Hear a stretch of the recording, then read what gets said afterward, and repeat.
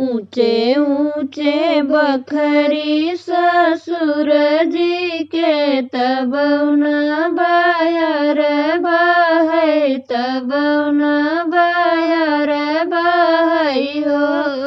राजा धीरे धीरे बेनिया डोलावौ गरम हमरे लागई गरम हमरे लागई हो। अंगना में सोवई हमारी मैया हो सरवा बहिनिया हो सरवा बहिनिया हो। रानी चुरुर चुरुर बेनिया तड़ोलै शरम हमरे लागई शरम हमरे लागई हो। बोलिया त मोरे राजा बोला बोलऊ नहीं जाना बोलऊ नहीं जाना हो।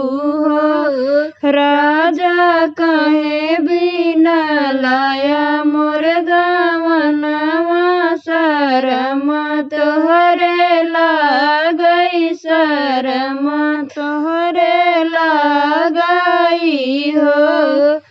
जाऊ हम होबै अपने मैया बेटी अपने बाबैया बेटी हो। राजा 10 5 ललन हो बैये कहू नहीं देबै कहू नहीं देबै हो। जाऊ हम होबै अपने मैया बेटा अपने बाबैया बेटा हो बाबैया बेटा हो। रानी से जिया परग नहीं धरबै लालन कैसे होई है लालन कैसे होई है हो।